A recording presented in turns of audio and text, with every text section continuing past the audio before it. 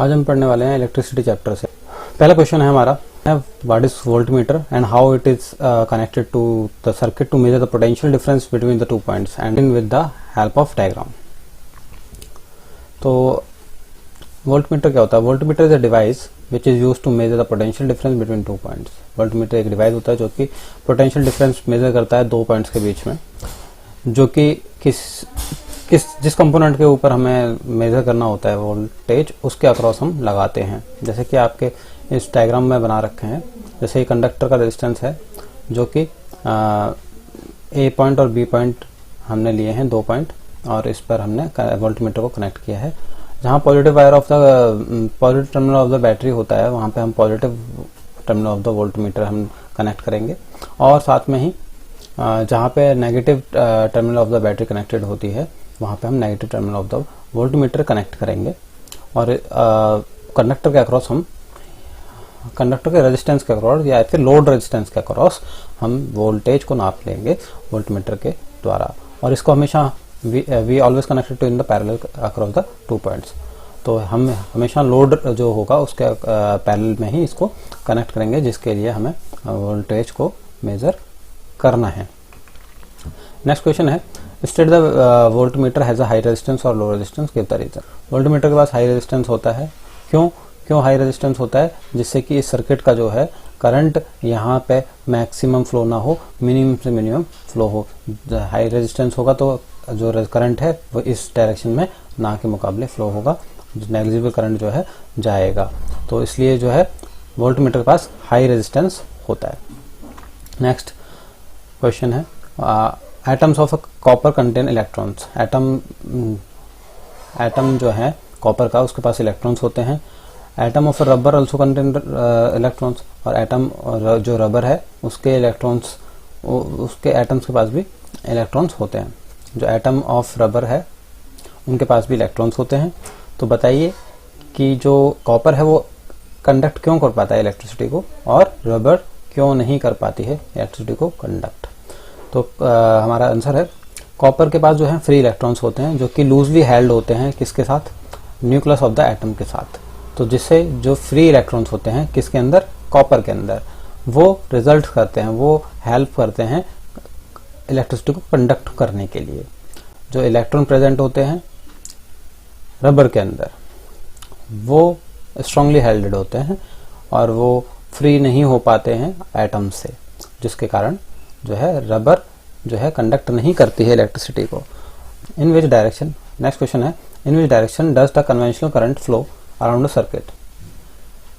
किस डायरेक्शन में conventional current flow होता है सर्किट के अंदर? In which direction electron flow, और इलेक्ट्रॉन्स किस डायरेक्शन में फ्लो होते हैं? हमेशा ध्यान रखिएगा, जो कन्वेंशनल करंट है वो हमेशा पॉजिटिव से नेगेटिव टर्मिनल की तरफ जो है बहता है। क्योंकि कन्वेंशनली हम सोचते थे, पुराने कंसेप्ट के हिसाब से हमें सोचते थे कि everything higher to lower region जाती है, तो इसलिए हमने कहा कि पॉजिटिव टर्मिनल से नेगेटिव टर्मिनल की तरफ करंट फ्लो होता है। बट लेटर फिर हमें पता चलता है कि flow of electron is called electricity. That means जो इलेक्ट्रॉन्स हैं वो arise from the negative terminal to the positive terminal of the battery. So जो इलेक्ट्रॉन का फ्लो है वो नेगेटिव टर्मिनल से पॉजिटिव टर्मिनल की तरफ होता है, और जिस कारण से जो इलेक्ट्रिक करंट है वो इलेक्ट्रॉन के डायरेक्शन में फ्लो होता है, और कन्वेंशनल करंट पॉजिटिव टर्मिनल से नेगेटिव टर्मिनल की तरफ फ्लो होता है। Compare how a ammeter and voltmeter is connected to the circuit. Ammeter और वोल्टमीटर किस तरीके से सर्किट में कनेक्ट किए जाते हैं? एमीटर ऑलवेज जो है सीरीज में कनेक्ट किया जाता है, और वोल्टमीटर हमेशा पैरेलल में कनेक्ट किया जाता है। ये भी हम डिस्कस कर चुके हैं जस्ट ऊपर ही। Name a device which help to maintain potential difference across a conductor.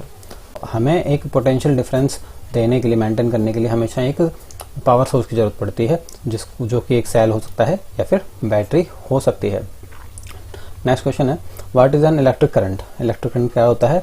What makes an electric flow in a wire, और ये कैसे फ्लो होता है ये समझते हैं। Electric current is a flow of electric charges. Electric current क्या है? फ्लो ऑफ इलेक्ट्रिक चार्जेस हैं, जो कि इलेक्ट्रॉन्स की वजह से फ्लो होता है electric current. Potential difference between the ends, जो पोटेंशियल डिफरेंस होता है एक वायर के दोनों एंड्स के अक्रॉस, वो हेल्प करता है इलेक्ट्रिक करंट को फ्लो होने के लिए। नेक्स्ट क्वेश्चन है, what is a meter and how it is connected, and draw a diagram to illustrate your answer. Ammeter क्या होता है, उसको कैसे कनेक्ट किया जाता है सर्किट के अंदर, और इसको हम डायग्राम से समझेंगे कैसे कनेक्ट किया जाता है। अमीटर एक डिवाइस होता है जो कि मेजर करने के काम में आता है इलेक्ट्रिक करंट को। दैट मीन्स करंट को मेजर करने के काम में कौन सा आता है, अमीटर आता है, जो कि ऑलवेज कनेक्टेड किया जाता है सीरीज में, ऑलवेज कनेक्ट किया जाता है सीरीज में, और जो कि करंट मेजर करने के काम में आता है। जैसे कि इसके अंदर ये पॉजिटिव पार्ट है, ये negative, positive terminal of the battery से यहाँ कनेक्ट कर देंगे और यहाँ negative terminal of the battery से कनेक्ट कर देंगे, और ये जो लोड है या फिर रेजिस्टेंस है या कंडक्टर है उसके सीरीज में कनेक्टेड रखा गया है, जिससे आपको करंट मेजर करके सर्किट का बताते रहेगा। Why should the resistance of ammeter is very small and voltage is very large. The resistance of ammeter should be very small so that it may not change the value of current flowing the circuit. The resistance of voltmeter is very large, इसलिए हम resistance को very large रखते हैं voltmeter में, जिससे कि negligible current उसके अंदर फ्लो हो और वो सर्किट का करंट कंज्यूम ना करे। ठीक है, नेक्स्ट क्वेश्चन है what is the diagram, circuit diagram. Circuit diagram क्या होता है उसको बना करके बताइए, जिसके अंदर एक सेल होना चाहिए, एक रजिस्टर होना चाहिए, एक कमीटर होना चाहिए, एक वोल्टमीटर होना चाहिए, क्लोज स्विच होना चाहिए।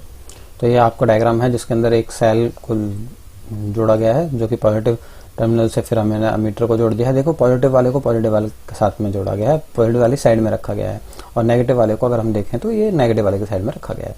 वैसे इसका पॉजिटिव वाले को पॉजिटिव वाले के साइड में रखा गया है, नेगेटिव वाले को नेगेटिव वाले साइड में रखा गया है। और इसको हम देखेंगे कि ये सीरीज में जोड़ा गया है रजिस्टर के सीरीज में। दैट मीन्स ये रजिस्टर लोड रेजिस्टेंस है या फिर कोई भी चीज हो सकती है जिसका रेजिस्टेंस है, और इस मतलब इसमें इस लोड रेजिस्टेंस के अक्रॉस हमने वोल्टमीटर को पैरेलली जोड़ा है, जिसके अक्रॉस हमें वोल्टेज ड्रॉप या वोल्टेज चेंज को हमें या डिफरेंस को हमें मेजर करना है। नेक्स्ट क्वेश्चन है which has a large electric resistance, a thin wire और थिक वायर। थिन वायर या थिक वायर में से लार्ज रेजिस्टेंस किस में पाया जाएगा, एक सेम लेंथ के, मतलब cross section area of the wire is more than the resistance will be less, resistance बहुत कम हो जाएगा अपने आप ही। तो इसका आंसर हो जाएगा लेस इलेक्ट्रिकल रेजिस्टेंस वहां पे होगा जहां पे थिक हो वायर। थिन नहीं, थिन मतलब पतला और थिक मतलब चौड़ा। यह कहें उसका रेडियस क्रॉस सेक्शन ज्यादा बड़ा होगा, तो ज्यादा बड़ा होगा तो करंट इजीली फ्लो हो पाएगा, तो रेजिस्टेंस कम होगा। ठीक है, नेक्स्ट क्वेश्चन है इनमें से बताइए कि classify the following good conductors resistors insulator. Classify following into the good conductors resistors and insulator. तो ये देखिए rubber, mercury, nichrome, polythene, aluminium, wood, manganin, bakelite, iron, paper, thermocol, metal coin. तो conductor हैं इसमें से mercury, aluminium, iron, metal coin, और resistor हैं manganin, nichrome, and insulator है rubber, polythene, wood, bakelite, paper, thermocol.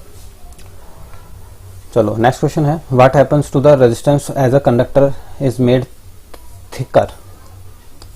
तो कंडक्टर को जो है थिकर बना दिया जाए तो क्या होगा, रेजिस्टेंस डिक्रीज कर जाएगा, रेजिस्टेंस डिक्रीज कर जाएगा और आराम से करंट फ्लो हो पाएगा। वही सेम क्वेश्चन ऊपर वाला, if the length of the wire is doubled by the taking more wire what happens to the resistance. अगर लेंथ बढ़ा दी जाएगी तो रेजिस्टेंस भी बढ़ जाएगा। रेजिस्टेंस अगर वायर की लेंथ जो है डबल कर दी गई है तो रेजिस्टेंस भी डबल हो जाएगा। बिल्कुल। What factors does the resistance of the conductor depends. जो रेजिस्टेंस है वो किन फैक्टर्स पर डिपेंड करता है। पहला करता है length of the conductor, length of the wire हम कहेंगे। दूसरा है एक क्रॉस सेक्शन एरिया जो उसकी मोटाई है कंडक्टर की, उस पर डिपेंड करेगा। दूसरा नेचर ऑफ द मटेरियल पे, जिसमें नेचर पे डिपेंड कर जाती है resistivity of the material, and the temperature of the conductor in which the circuit is held. This name the material which is used for making the heat element of the electric iron. Nichrome एक material होता है जिसको heating element की तरह बनाया जाता है।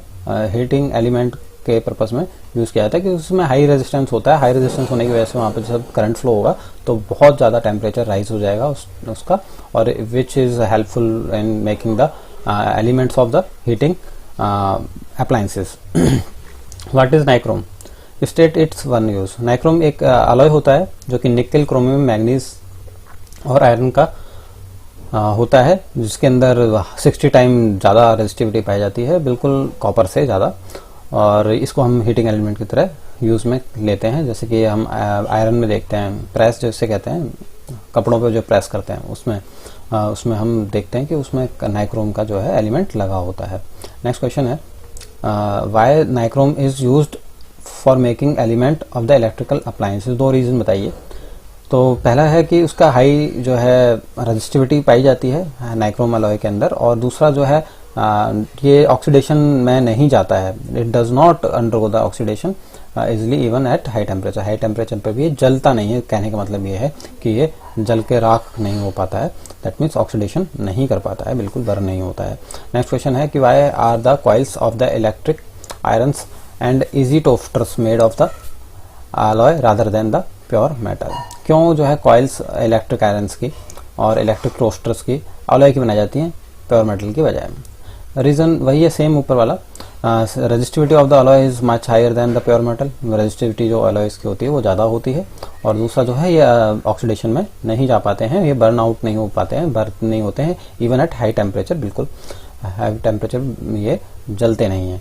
How does the resistance of the pure metal change if the temperature decreases? क्या टेम्परेचर डिक्रीज कर देंगे तो क्या होगा, रेजिस्टेंस भी डिक्रीज हो जाएगा, बिल्कुल। How does the presence of the impurities in the metal affect its resistance?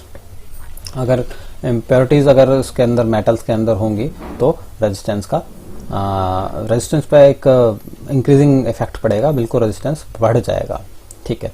Next question है two gases which is filled in filament type electric bulb. जो बल्ब आते थे पहले जो फिलामेंट टाइप के, जिसमें टंगस्टन का जो है फिलामेंट हुआ करता था, तो आप नाइक्रोम अभी आपने रेजिस्टेंस वायर समझा था नाइक्रोम का, और दूसरा आपको एग्जांपल के तौर पे मिल गया है अभी टंगस्टन। टंगस्टन जो है वो भी रेजिस्टेंस वायर होता है। तो उस वाले बल्ब में जो बल्ब हुआ करता था पहले, 100 वाट के बल्ब आया करते थे पहले, तो उस बल्ब में कौन सी गैस जो है इसमें फिल की जाती थी? आर्गन या नाइट्रोजन जो है इसमें मिलती थी, फिल की जाती थी। The connecting cords of the electric heater not glow hot while the heating element does. एक हीटिंग एलिमेंट को हमने जोड़ा है एक तार से, हीटिंग एलिमेंट को वायर से हमने जोड़ा है, तो वायर्स ग्लो क्यों नहीं करते हैं और हीटिंग एलिमेंट ग्लो क्यों करता है, ये पूछा गया एक हीटर के अंदर। ठीक है।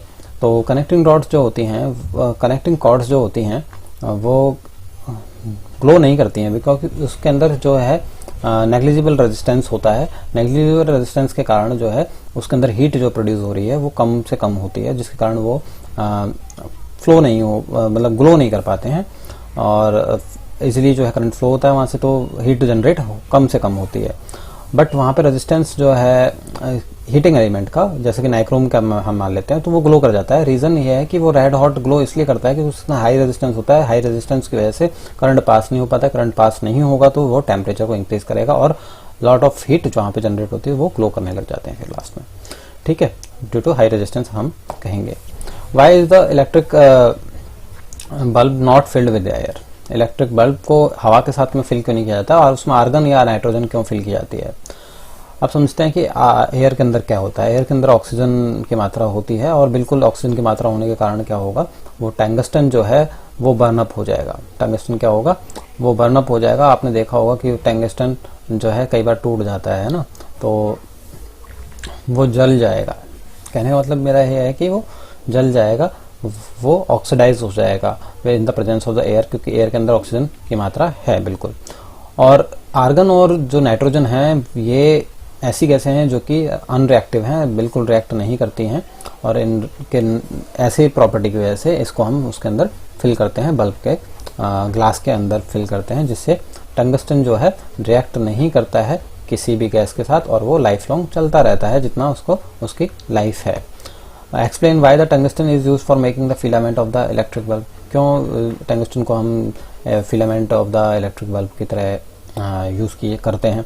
फिर से आता है कि इसका जो मेल्टिंग पॉइंट होता है वो वेरी हाई होता है। अगर टेम्परेचर बढ़ भी जाता है बल्ब का तो हमारा फिलामेंट टूटता नहीं है, तो मेल्टिंग पॉइंट जो है बहुत ज़्यादा हाई होता है, और इस मेल्टिंग पॉइंट हाई होने की वजह से क्या होता है कि फिलामेंट को हम विदाउट मेल्टिंग हम बहुत देर तक उसको ग्लो करके रख सकते हैं, बल्ब को जला करके रख सकते हैं।